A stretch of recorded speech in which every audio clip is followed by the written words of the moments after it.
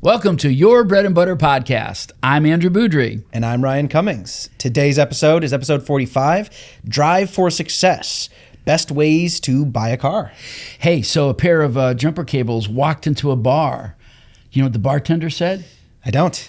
He said, I'm fine to serve you guys, just don't start anything. See you soon. Discussions in this show should not be construed as specific recommendations or investment advice. Always consult with your investment professional before making important investment decisions. Securities offered through Cambridge Investment Research Incorporated, a registered broker-dealer. Member FINRA SIPC. Advisory services through Cambridge Investment Research Advisors Incorporated, a registered investment advisor. Cambridge and Private Financial Design LLC are not affiliated. Bread and butter.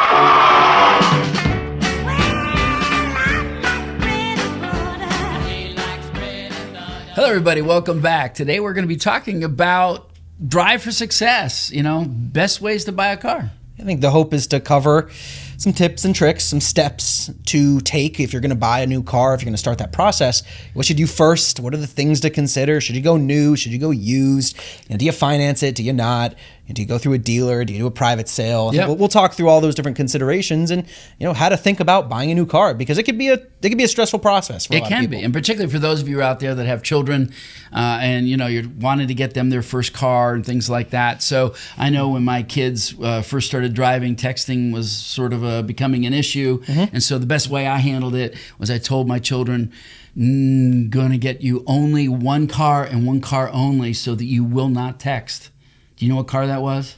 I don't. It was a Ford Focus. Just stay driving, just a Ford Focus, Anyway, we're going to talk a little bit about that. Cars are sort of, it's just so unique to America. It's part of that whole pioneer thing of taking on your own identity in the car. And there's so many names that people talk about for the cars. Actually, one of our people here, our staff people, she names her cars. In fact, her daughter named her car something Betty. Black Betty. Black Betty, yeah. So they have names for their cars. Yep. But, we are talking today about how do we do this? How do you buy a car? And we'll talk about for children, for yourselves, and all of that stuff. You're right. It is a unique thing in America, and even the process is unique even within America. With most things that nowadays, like, we're not really a barter culture anymore. Maybe, a few hundred years ago it used to be. That's one of the things you still barter for. You still negotiate a price. And it's kind of a foreign thing to a lot of Americans, because we're so used to, you go into the store, you pay the price that's on the sticker. And, you could do that at a car dealership, but you're going to pay over what you should. And so you got to go in with some negotiating tactics and, being able to find what fits within your budget. But that's really the starting point, is build a budget. Number one, start with a budget. You've got to sit down and figure out, well, how much money do we actually really have to spend? Right. So it doesn't matter where you are at. If you're looking to buy a car, you should start with a budget. Now, for all of you, again, parents out there, you got your first child is going to go out and they're going to start driving, they're going to get a car. My recommendation always is set a budget. Yes. Try not to and give them some sweat equity into it so that they're a part of an ownership. Again, people do whatever they want, but just buying a brand new car and just giving it to your child who's never driven, it's likely they're going to be in an accident that first year. So it's actually, you have a pretty good story about that. Yeah, it can be, it could be dangerous. And I think trying to give your kid a little bit of that sweat equity in the car is important. Because you never know what it could turn out. In my scenario, my first car, and my sister's not going to like me for sharing this story, but I'm going to do it anyway. But we went in together and bought our first car together. Now, I had done a little bit of a better job saving than she did, so I actually paid a little more for that first car. Not a nice guy. But we went in together, shared the car, and after we bought that car, I remember driving it to school that first day. I was in high school, and showing my friends the car, being all excited about it. And one of my good friends, the first thing he said was, "Oh, you and your sister are sharing the car? You better be careful. She's gonna wreck the thing." Well, lo and behold, 3 weeks after we bought that car, she comes home and she luckily everyone was okay, but she got in an accident on the way home and the car was totaled. Wow. And so, we can laugh on it now because everyone was fine. No one got hurt out of it or anything like that. But, that was the last car that we shared after those 3 weeks. So it was short-lived. I had to go to school that next Monday and, walk up to my friends like, yeah, you were right. That it happened. And so it was one of those careful scenarios of like you said, new drivers, they're bound to get in some kind of accident. It's a high likelihood. It's why car insurance is so expensive for new drivers. And it's something that you need to be aware of when you're kind of planning out how you're going to, especially if you're buying it for young kids, how you're going to do that. Are you going to share it among siblings and so on? Exactly. When I bought my first car, it was a 1970 Toyota Corolla station wagon.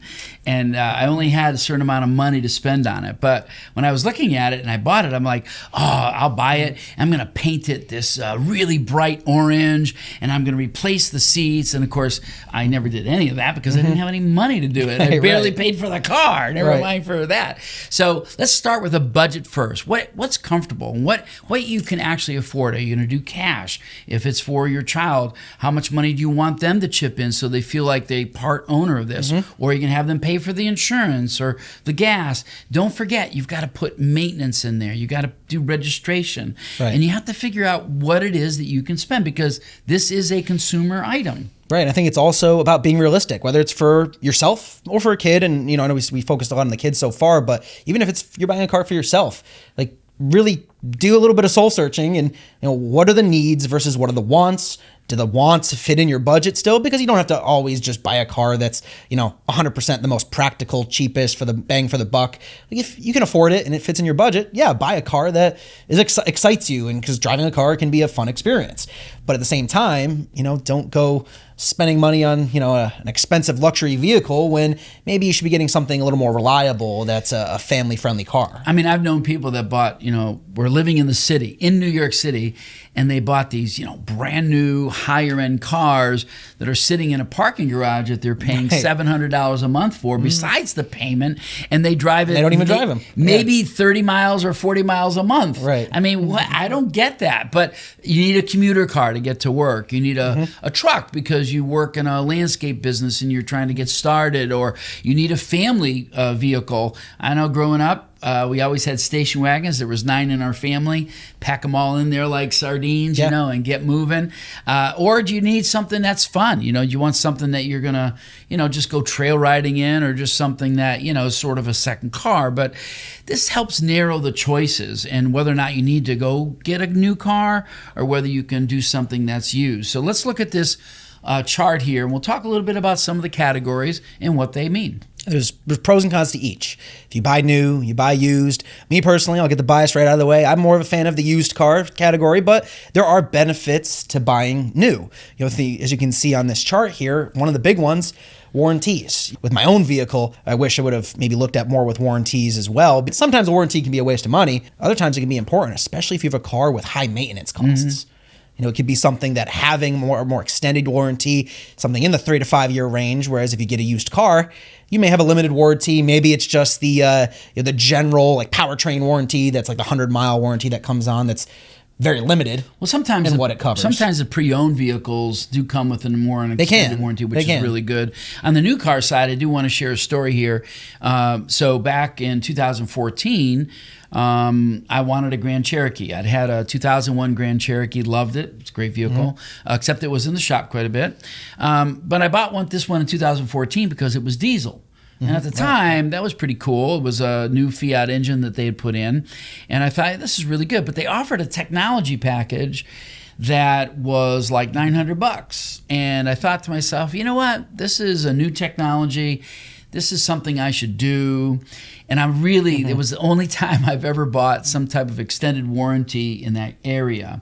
Well, that $900 turned into about a $14,000 profit for me because that was the amount of money I spent well over, or would have spent well over, that the warranty covered minus the $900 by getting that warranty. And again, nothing against Jeep or Grand Cherokees or anything, but it was in the shop a lot, and that was a good warranty to get. So if I had bought it used, I wouldn't have had, that little help there to get through that technology. So, So to your point, I think it really depends on the specifics. What kind of car is it? Yep. Are there new technologies involved? Is it, a lot of cars nowadays are going more the way of touch screens rather than knobs. So having some kind of, say, technology sort of warranty can be a big deal, because sometimes if if that screen breaks, so does your whole functionality for operating the car. Correct. So, but some other differences here is looking at loan interest rates. So if you're going to go the financing route rather than paying the car in cash, well, new cars traditionally you get lower rates. Now, you can get pretty competitive rates with used cars too, but in general, you're looking at higher rates on used cars. And for those people who decide that, you don't want to do a loan, it's not up there on the chart, but if you decided to do a lease, well, there's no ownership equity into it. Now, if you're in business and you take a lease, it's 100% deductible as you use it for business miles only. But the nice thing about a new car with a lease is you do get that warranty that goes with it. And of course, you don't own it. You do have to do maintenance in that time period. So as a business owner, leasing can be a more favorable way to do it. On the consumer side, a lease might or might not make sense, but it depends on your finances. Now, we don't cover that here because that's a sort of a specialty niche. But between the two, the bottom line is a used car, you're going to have a higher loan rate on it. Now, the reason why you're going to have a higher loan rate on it is that usually as a car on that level is a little bit more risk for the bank that car may fault or that may go to a point where it can't be used anymore. So there's more risk for the bank to take that loan on. Whereas a newer car, not so much. And sometimes with the new cars, you can get 0% financing for a certain period of time as well. So there can be reasons for that, but understanding why used cars are a little bit higher is because of the risk that the bank takes on or the credit loan. So it is. Now, some of these next couple points, though, are actually some of the ones, like I said, I lean more towards the used car route. These are some of the ones that typically do it for me. One being the depreciation. I have a hard time stomaching that you drive that new car off the lot and it's 20% value less than, when it was parked in the parking lot of the dealership. Whereas with a used car, there's some depreciation, but it's less. It's already hit that initial depreciation, so the curve is slowed. If you buy it at the right price, and you can get it at the price that from Kelley Blue Book and the other places where you can get those, you can get it at a good price. It's going to depreciate a whole lot slower over a period of time. So it's a really good reason to do it. It is. And to your point, lower, more attractive prices could be the case with used cars. Now, again, you're giving up some of those other features we mentioned earlier, but lower prices can be attractive to, get a more bang for your buck with the car that you're purchasing. And when it comes to insurance costs, well, generally it's cheaper because it's less value that they have to protect on the road. I will also say for those states that have excise taxes like we do here in Massachusetts, new car, your excise tax is going to be through the roof, whereas a used car, it's already been depreciated down, so it's a little bit less. So there are some other expenses to that. There are. And then the last few things, and things like the insurance costs, we touch on that one, but the value of the money that you're going for, and more bang for your buck, getting maybe more of a car for less cost with the used car. And then, back to warranty extensions, you can kind of get these standard warranties that come with the new cars. Whereas with a used car, you may need to buy some kind of extended warranty, but again, certain certified pre-owned cars may come with a built-in warranty too. So it all depends on the deal. Yeah, and you have to be careful and read through all of those programs that they have out. There can be some good ones on there where they can provide for you the protection, particularly if you got something that's a little bit more technologically advanced. You just really want to be sure that your technology is protected. Now, for those of you who are out there looking at the world of electric vehicles, those batteries have a life expectancy on them.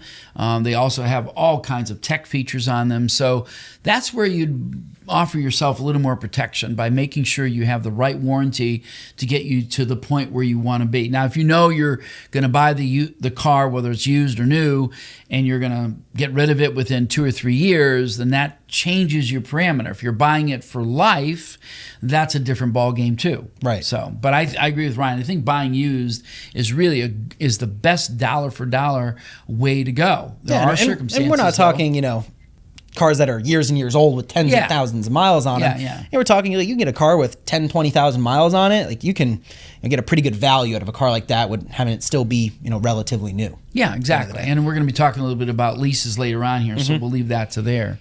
So let's talk about some best practices for buying a car. So one of them kind of ties into our credit score episode that we just did recently. So if you haven't checked that one out, please do.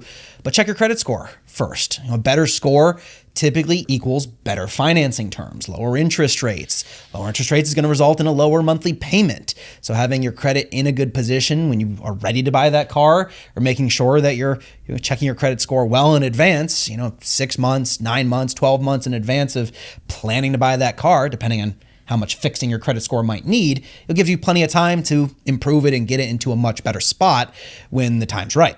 Yeah. So the next part of that is looking for pre-approved financing. Mm-hmm. So what you're going to see is we're doing this episode right now at a time period where really it's not a bad time to be looking at cars as we end towards the year.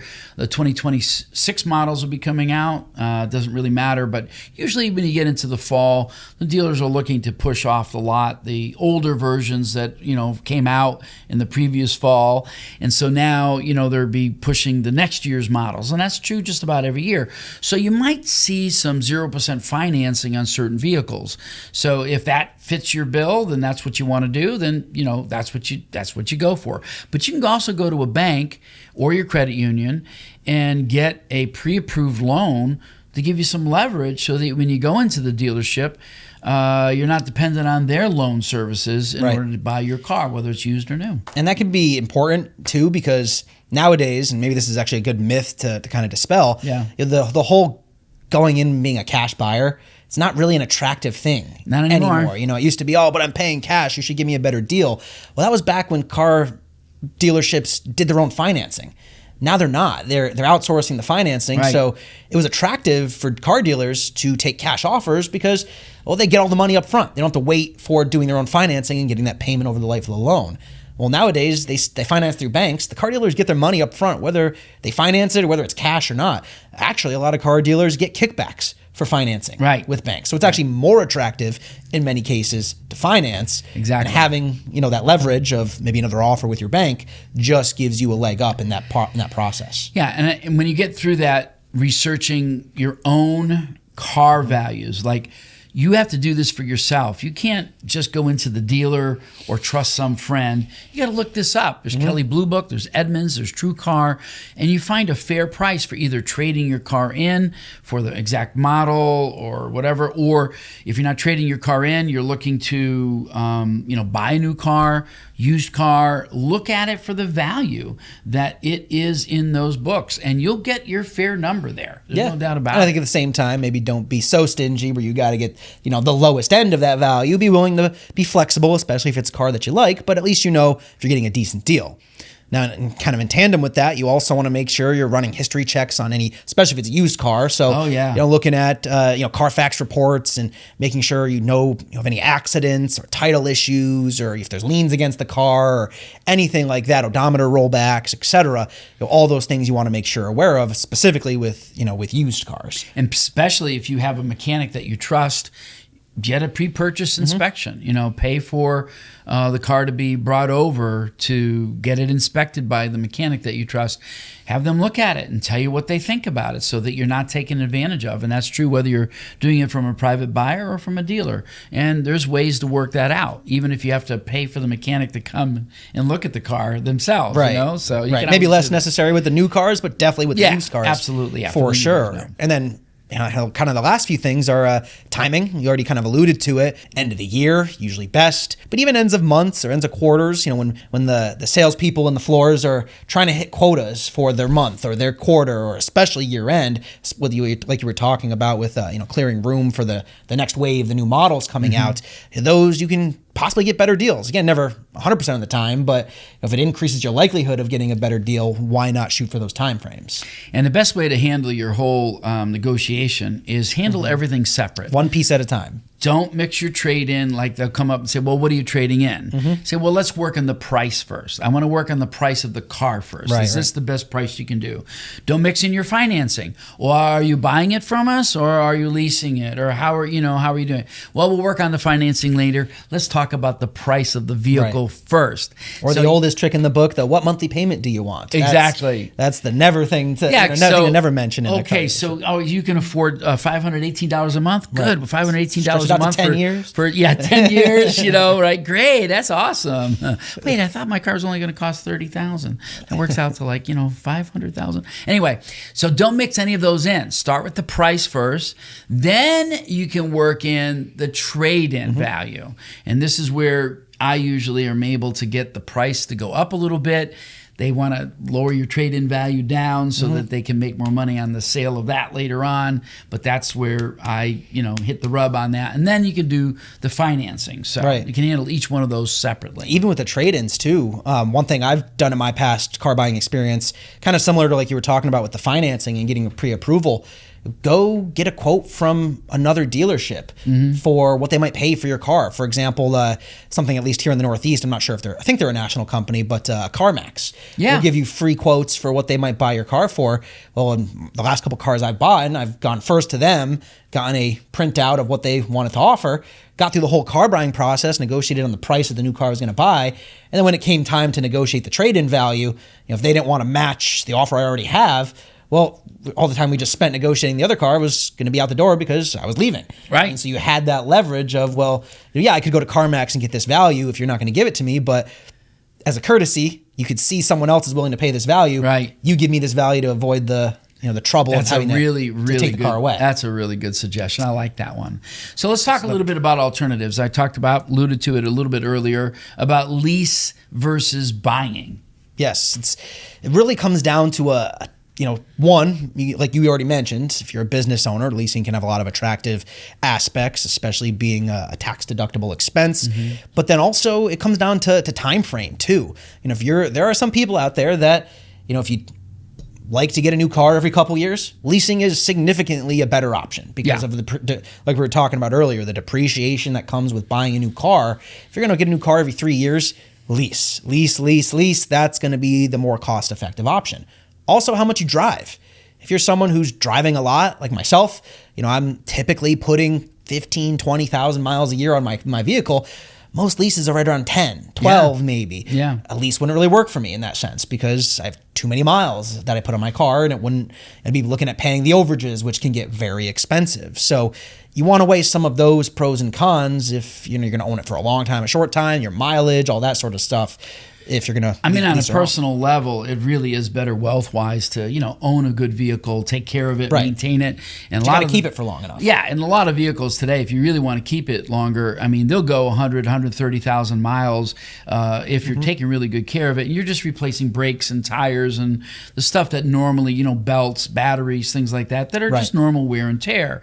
Now, I will say this, because we're not tax advisors here, but if you did lease on a business end of it, let's say you're self-employed and you do landscaping or you do home visits for nursing or whatever it is and you're using it, you do have to keep track of your personal miles as well as your business miles. And there's good apps out there that you can use. And I say that because you don't just get to deduct the lease amount that you pay and not have to justify it. You can't, lease a vehicle for your business and then drive all the way across the country 3 or 4 times just visiting the sites and, take a count it tax as business miles. Yeah.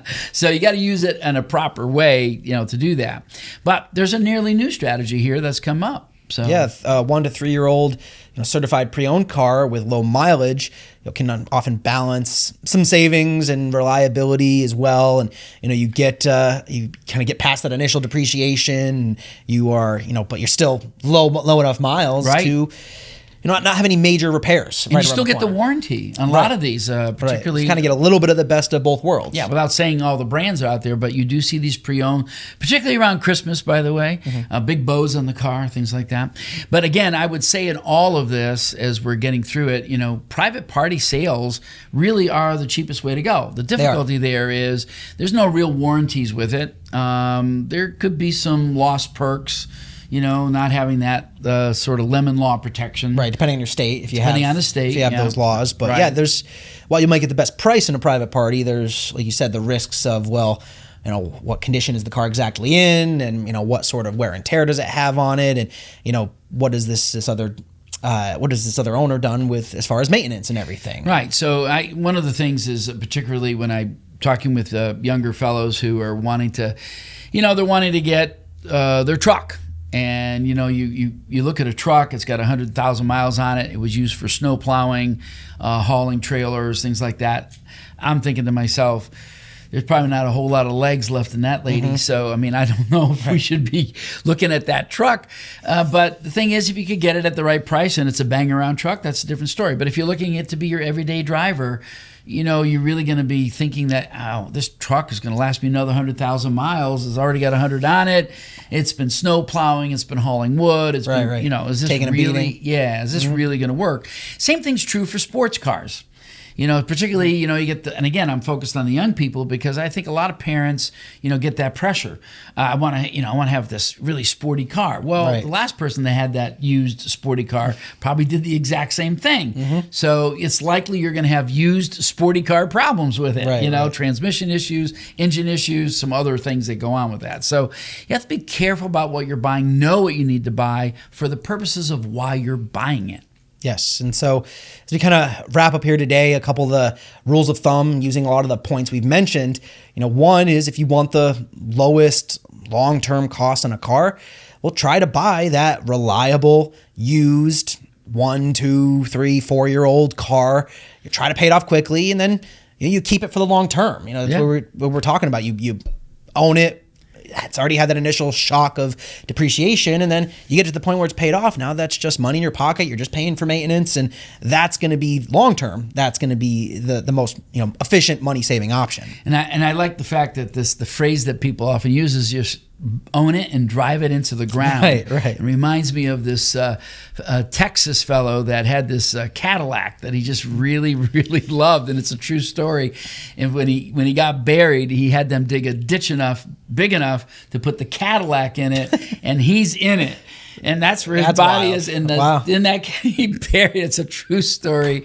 But anyway, you want to drive it into the ground. I guess you could take it that far. Right. But, that's literally driving it into the ground. But if you want the warranty, you want the convenience, you want the new technology, and I will say some of the new technology for safety features is quite impressive. It is. I mean, there is some really, really good safety features out there now, because it's not always about how you drive on the road, and sometimes it's about how the other people are driving on the road.